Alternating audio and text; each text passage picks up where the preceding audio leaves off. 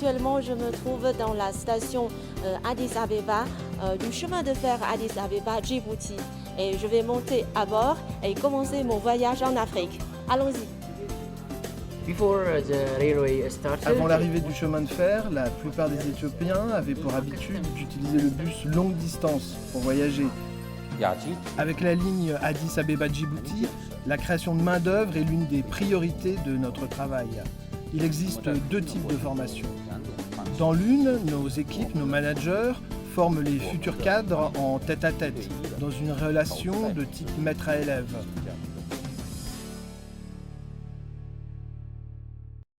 Bonjour à tous, je suis Jiang Yuan. J'aime découvrir différentes cultures et j'adore voyager en train.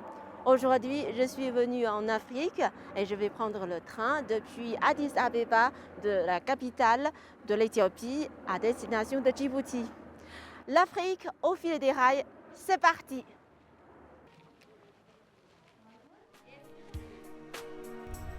C'est le petit matin, Atizu Ketachu Tawabe s'apprête à démarrer sa journée de travail. Atizu est éthiopien. Il est conducteur de train sur le chemin de fer Addis Abeba-Djibouti. Après avoir étudié avec un instructeur chinois pendant 1 an et réussi ses examens de qualification, il assure désormais seul la conduite du train. Il est en train de faire les derniers préparatifs avant le départ. Bonjour monsieur, depuis combien de temps travaillez-vous ici? Depuis presque 5 ans. C'est un travail fantastique. D'abord parce que j'éprouve une grande fierté, c'est très gratifiant. Et puis conduire un train de mon propre pays, ça a toujours été mon rêve. Que pensez-vous de ce travail? C'est très difficile. Il faut vraiment prendre ce travail au sérieux, être très préparé. Parce qu'aussitôt que vous êtes un peu distrait, il peut y avoir un accident. Actuellement, je me trouve dans la station Addis Abeba du chemin de fer Addis Abeba-Djibouti. Et je vais monter à bord et commencer mon voyage en Afrique. Allons-y. Bonjour. Tout est prêt. Il va bientôt être l'heure de partir. Notre équipe de tournage est également montée à bord du train Addis Abeba-Djibouti. Au son du coup de sifflet, le train entame son voyage d'une journée à destination de Djibouti. Dans le train, l'équipe de tournage a rencontré Ipeltal Kibret, le chef de train de la ligne Addis Abeba-Djibouti. Il a expliqué à notre équipe qu'il s'agit de son premier emploi. Il n'a jamais imaginé qu'un jour, il serait en mesure de travailler sur le premier chemin de fer électrifié de son pays, et il éprouve une grande fierté. Voyager dans ce train est à la fois confortable et sûr. Avant l'arrivée du chemin de fer, la plupart des Éthiopiens avaient pour habitude d'utiliser le bus longue distance pour voyager. Mais c'était très dangereux, avec un pourcentage d'accidents élevé, en plus d'être extrêmement inconfortable. Mais depuis l'ouverture de la ligne Addis Abeba-Djibouti, la plupart des voyageurs choisissent de prendre le train, parce que c'est bien plus agréable et que les prix des billets sont moins chers. Le chemin de fer Addis Abeba repose sur un système 6+2. C'est-à-dire qu'un consortium d'entreprises chinoises est responsable de 6 années d'exploitation et de maintenance, plus 2 ans de services techniques. Cette année, l'exploitation et la maintenance assurée par le consortium entrent dans leur 6e année. Dans 2 ans, les experts chinois partiront pour un nouveau projet. Les trains sont alors exploités et conduits entièrement par les équipes locales. Ting Wenping, chef adjoint en charge de l'exploitation du dépôt de locomotives, dirige l'équipe chinoise qui assure la formation des conducteurs éthiopiens et le bon fonctionnement du chemin de fer. L'équipe chinoise doit s'assurer que les conducteurs locaux peuvent conduire habilement les trains. S'agissant des critères de sélection des conducteurs, beaucoup de facteurs sont pris en considération, comme la condition physique, la vue, l'ouïe, les capacités linguistiques, le niveau d'éducation. Nous cherchons aussi des gens qui comprennent bien les aspects mécaniques, qui apprennent rapidement. Nous avons une exigence certaine à ce niveau-là. Les conducteurs de trains locaux sont désormais tous des conducteurs d'origine éthiopienne et ils n'ont plus de problème pour contrôler leurs trains. Mais dans certains cas particuliers, il y a quelques petits défauts à corriger et nous allons donc leur faire suivre une formation systématique. Le travail d'orientation est très important. Il faut qu'au bout de 6 mois, ils soient parfaitement rodés et capables de prendre la relève. Un vieux dicton chinois dit « Mieux vaut apprendre à quelqu'un pêcher que de lui donner du poisson ». Et nous en avons ici la parfaite illustration. La ligne Addis Abeba-Djibouti résout non seulement les problèmes locaux de transport, mais permet également de former un grand nombre de conducteurs de trains qualifiés. Le chemin de fer Addis Abeba-Djibouti compte actuellement 3203 employés et à l'exception de 371 employés chinois, les employés restants sont tous des locaux, soit près de 90% de l'effectif. Guo Chongfeng, le président adjoint, directeur exécutif et directeur général de la CCECC, nous apprend qu'en plus de former les employés africains, l'entreprise a également envoyé 158 Africains en Chine pour suivre une formation spécialisée. Avec la ligne Addis Abeba-Djibouti, la création de main-d'œuvre est l'une des priorités de notre travail. Il existe 2 types de formations. Dans l'une, nos équipes, nos managers, forment les futurs cadres en tête-à-tête, dans une relation de type maître à élève. Le deuxième type de formation est inspiré par la notion à laquelle nous croyons fortement de lien ou connexion de peuple à peuple. C'est un échange dans les 2 directions et pas un échange dans un seul sens. Nous sélectionnons des cadres moyens et supérieurs, des techniciens expérimentés et nous les envoyons en Chine. Ils y vont pour visiter, pour étudier et pour suivre une formation régulière. Cela leur permet de ressentir en personne l'impact du développement rapide de la Chine et d'acquérir une meilleure compréhension de la situation actuelle en Chine. C'est aussi propice à la communication et aux échanges entre nous. Il y a beaucoup de gens qui habitent le long de la ligne Addis Abeba-Djibouti et ce chemin de fer a vraiment apporté beaucoup de changements positifs dans leur vie. Je suis très contente de pouvoir prendre le train parce que je m'y sens pleinement en sécurité. Parce que je trouve qu'en prenant le train, on peut profiter du paysage tout le long du trajet et on peut aussi communiquer avec les autres passagers. Bien que mon anglais ne soit pas très bon, avec un café et un sourire, je peux quand même communiquer avec les gens. Et qui sait, peut-être me faire des amis. Dans le train, il y a des endroits pour se reposer et dormir, des toilettes et un wagon-restaurant où l'on peut boire un café. Je trouve que les services sont excellents. Le train est arrivé à la gare Tadama. L'équipe de tournage a appris l'existence d'un marché très célèbre en Éthiopie qui s'appelle le marché Rwanda, également connu sous le surnom de Chinatown. L'équipe de tournage descend du train et décide de s'y rendre immédiatement. La place devant moi s'appelle le marché Rwanda. Avant de venir ici, on m'a dit que tous les produits chinois peuvent être achetés ici. Donc aujourd'hui, on va voir de plus près qu'est-ce qu'on peut acheter ici. Allons-y. C'est incroyable, mais en Éthiopie, un pays d'Afrique de l'Est situé à plus de 7000 km de la Chine, on peut acheter les mêmes légumes que ceux qu'on trouve à Beijing. Ici, vous pouvez parfaitement voir un client chinois négocier amicalement et en chinois le prix d'un chou avec un marchand local. Bonjour. Bon après-midi. Vous cherchez des légumes? Nos prix sont vraiment pas chers. D'accord. Je vois que vous avez du chou. Oui, on a tout ici. Du chou, du pak choi, de la coriandre. S'il est aussi facile d'acheter des fruits et des légumes chinois, c'est grâce au développement de l'initiative La Ceinture et la Route. De plus en plus de Chinois vivent et travaillent en Éthiopie et s'intègrent progressivement dans la société éthiopienne. Dans le même temps, on voit de plus en plus de plats chinois faire leur apparition dans les assiettes des Éthiopiens, enrichissant peu à peu les habitudes alimentaires locales. Il vend du poisson? Oui, c'est le patron. D'accord. Lui vend du poisson et vous vendez quoi? Je vends des légumes. C'est ici? Oui. Comment se fait-il que vous parliez aussi bien chinois? Je suis à moitié chinoise. Ma mère est chinoise. Ça peut aller mon niveau de chinois? Excellent. Les vendeurs locaux nous ont expliqué qu'ils cultivaient tous ces légumes eux-mêmes. Et il y a même des légumes spécialement cultivés pour satisfaire les goûts des clients chinois.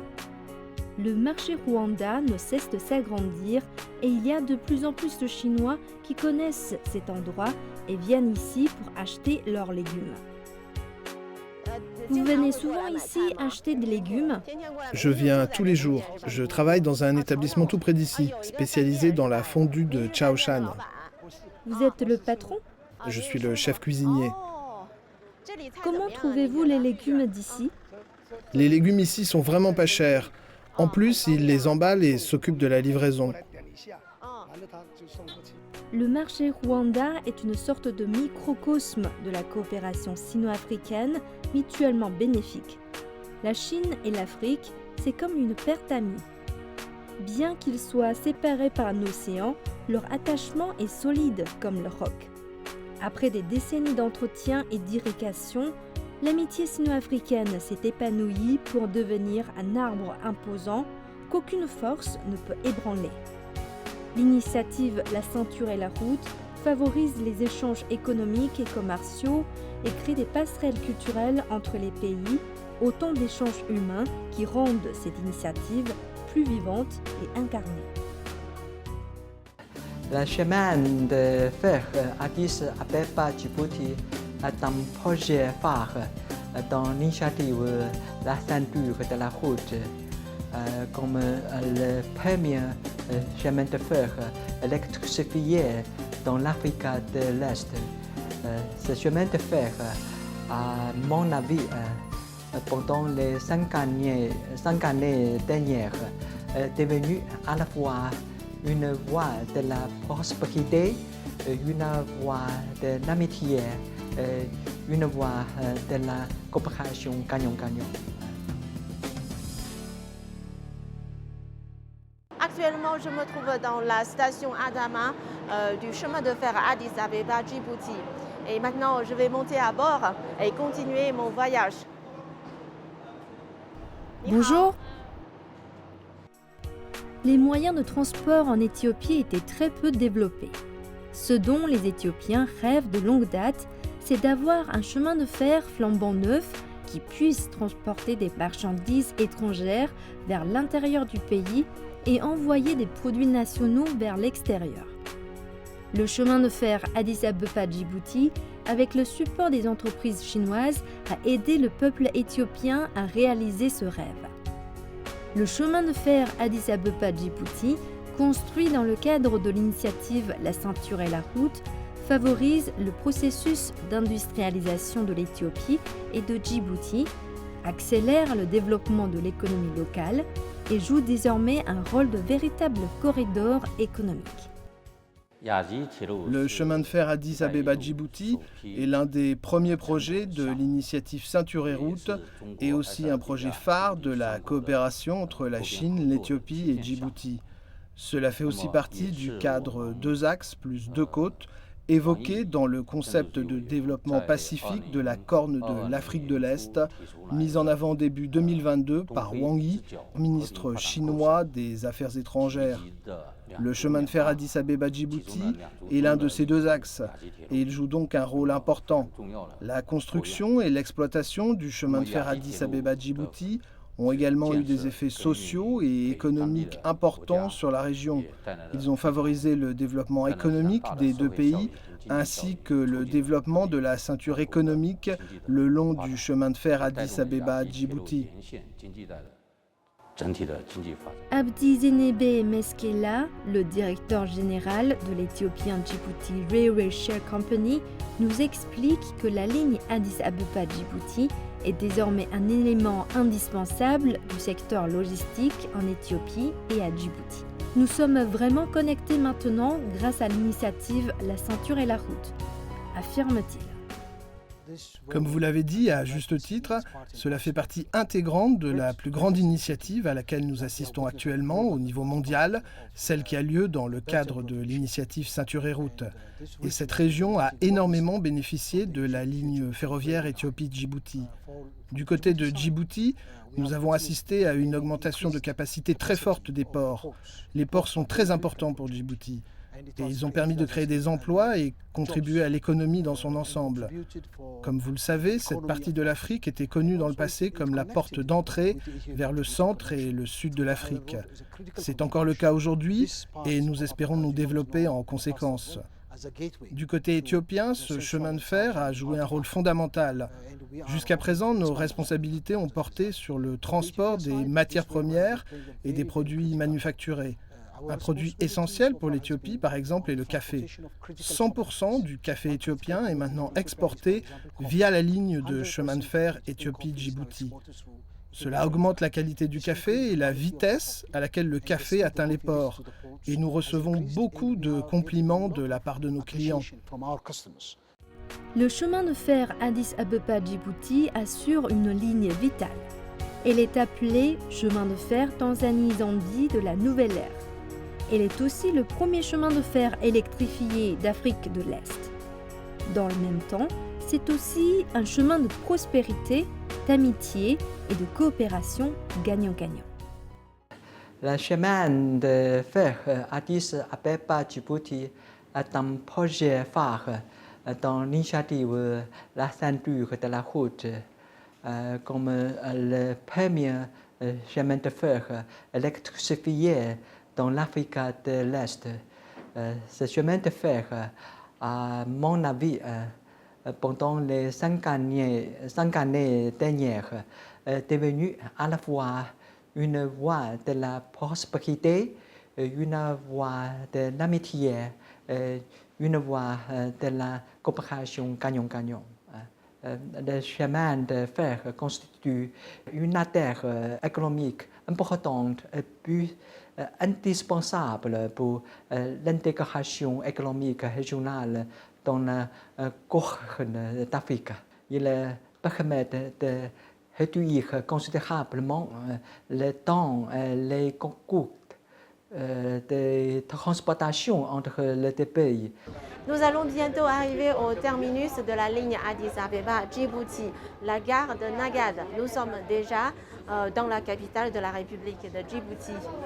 Nous allons descendre tout de suite du train. Je suis déjà impatiente. Allons-y. Et vous savez que notre mission d'aujourd'hui, c'est de trouver des éléments chinois à Djibouti. Donc, en tant que local, qu'est-ce que vous avez à me proposer? La première des choses, vous venez de prendre le train. C'est une nouvelle chemin de fer financé par la Chine. C'est l'une des premières choses que je peux vous montrer à l'instant même. Il y a aussi également la zone de libre-échange qui est financée et construite par la Chine également.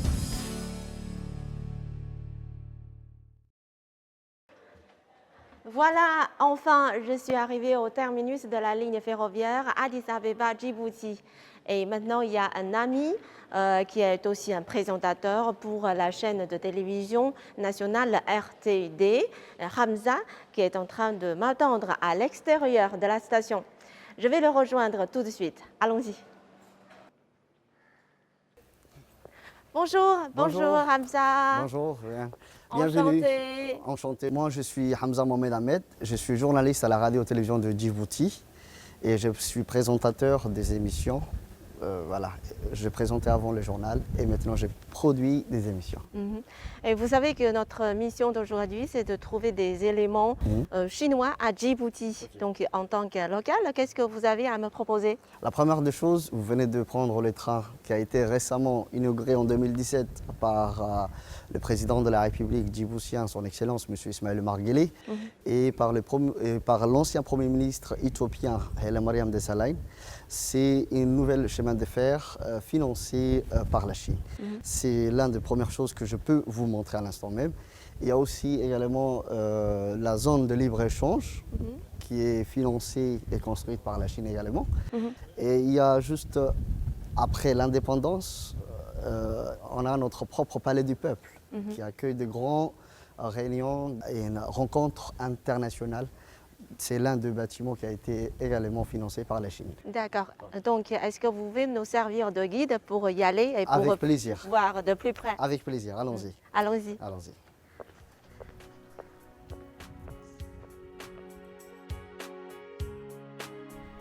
L'équipe de tournage de l'Afrique à travers les rails a pris le train en direction de Djibouti en compagnie de Ramzan Mohamed Ahmed, animateur de la chaîne de télévision djiboutienne RTD. Ils se sont lancés pour défi de trouver des éléments liés à la Chine dans les pays d'Afrique de l'Est. La première étape de leur voyage est la zone de libre-échange de Djibouti. La zone de libre-échange internationale de Djibouti a été développée et construite conjointement par l'autorité portuaire djiboutienne et China Merchant Group. En mai 2023, un total de 328 entreprises se sont installées dans le parc. Les produits de la zone de libre-échange sont exonérés de toute taxe et bénéficient de conditions commerciales préférentielles avec l'UE, les États-Unis et les pays du COMESA. La zone de libre-échange internationale de Djibouti est devenue une plateforme globale de services commerciaux et industriels compétitifs sur le plan international qui a efficacement stimulé le développement économique et social local et qui est devenu de manière progressive un nouveau moteur pour le développement économique de Djibouti et un hub de distribution important au sein du réseau logistique Est-Africain.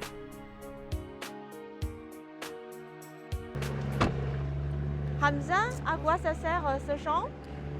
C'est un champ de dépôt des marchandises qui sont destinées plus généralement dans les marchés éthiopiens. Donc on les stocke ici une fois qu'elles sont atterries à Djibouti, donc on les stocke ici et après ils vont répartir vers le pays de destination. D'accord. On va faire un petit tour? Ouais. Mais la plupart des voitures, des marchandises sont vendues à l'Éthiopie. D'accord. Après avoir visité la zone de libre-échange de Djibouti, Ramzan Mohamed Ahmed et la présentatrice de CLTN, Jiang Yuan, se sont rendus sur la plateforme de commerce électronique de la zone de libre-échange. Hamza, Oui. à quoi ça sert ce bâtiment? Ces bâtiments, elle s'appelle Djibouti International Tower. C'est un bâtiment inauguré par le président de la République en novembre 2019. Il y a des bureaux, il y a le bureau du président de l'autorité des ports, M. Aboukar Omar Hadi.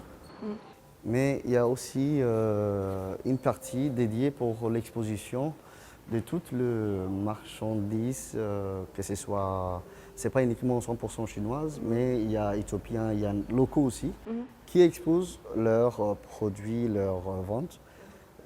Et vous pouvez directement scanner et contacter directement la société sur leur plateforme directement.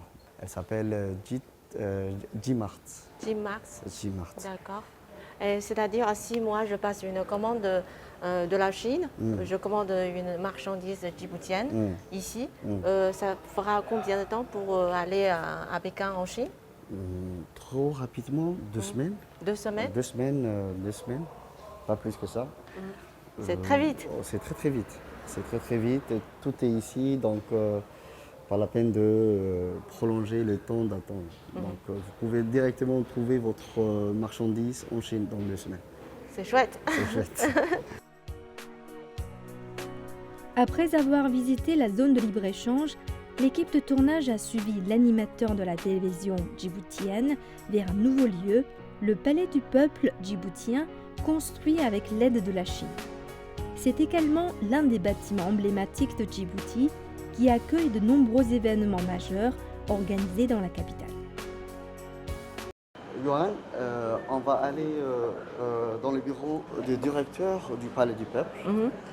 Il va vous essayer de vous présenter le Palais du Peuple. D'accord. Il s'appelle Abayazi. C'est un grand homme, c'est un grand artiste. Donc il connaît mieux que moi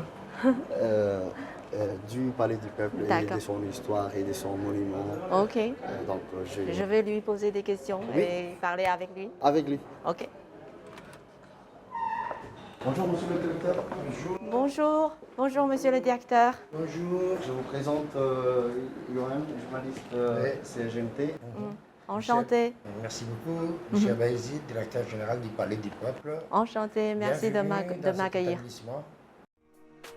Les deux présentateurs ont visité le Palais du Peuple de Djibouti en compagnie de son directeur, Abayazid Oumed Ali. Ça, c'est la salle de conférence. Elle prend 250 personnes. Il y a toutes les conférences, séminaires et les grandes assises avec les institutions, organisations internationales, nationales, régionales qui se passent ici. Voilà la salle de conférence. Ah, c'est pour combien de personnes? 250 personnes, voilà. Ça, bon, il a été construit auparavant, en 1985, comme toutes les structures. Mais cette salle-là, elle a été endommagée par l'incendie en 2005. Oh, Ouais. c'est restauré? C'est Et restauré après par la Chine après. Voilà, maintenant, elle est à l'état neuf. Il y a toute la maison qui a été rénovée dernièrement en 2014. D'accord. Voilà, il a été rénové, toutes les structures, tous les équipements ont changé. Il y a sonorisation, il y a lumière, comme vous voyez. Il y a un système de conférence et d'interprétation simultanée et de traduction. Même on a la capacité de traduire en simultané plus de 8 langues. Les groupes chinois sont venus par là plusieurs fois pour faire de ballet. Il y a tous les internationaux qui arrivent, c'est de normes internationales. Nous avons la sonorisation, nous avons la lumière, nous avons le rideau. C'est une scène qui fait 24 mètres de long comme ça, plus 12 mètres de profondeur. C'est international. Après, nous avons les cabines de projection. Nous avons un cinéma. Cinéma? Haute définition, avec un grand projecteur de haute définition. D'accord. Et la cabine technique là-bas, au fond. On C'est très l'utilise pour joli les ici, hein. spectacles, Ouais. et on l'utilise pour le congrès et pour les grandes assises internationales, nationales et régionales. Voilà. Ok. Ça, pour combien de places ici? 620 places. 620. La plus grande. C'est la plus grande, la plus structurée et la seule à être dans les normes internationales. Ça veut dire que n'importe quel groupe international peut venir se produire ici. Il y a eu déjà des Cubains, des Français, des Espagnols, des Chinois, des Japonais qui sont venus jouer sur cette scène. Est-ce qu'on peut dire que ce monument ou bien cet établissement enrichit beaucoup la vie des De la habitants? De la culture. Oui, De la culture. de la l'art culture. et de la culture vivant. Voilà. La Chine et l'Afrique sont comme une paire d'amis. Bien que séparées par des océans, elles entretiennent une amitié aussi forte que l'or. Après des décennies de culture, l'amitié sino-africaine s'est épanouie et est devenue un arbre imposant qui ne peut être ébranlé par aucune force.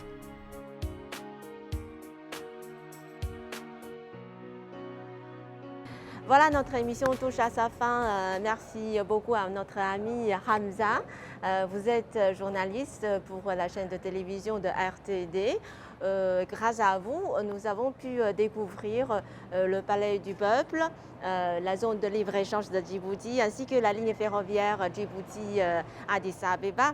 Toutes ces réalisations ont témoigné la profonde amitié entre la Chine et Djibouti. Merci à vous d'avoir visité Djibouti. C'était un plaisir pour moi d'avoir été votre guide tout au long de cette émission. Au revoir. Merci, au revoir.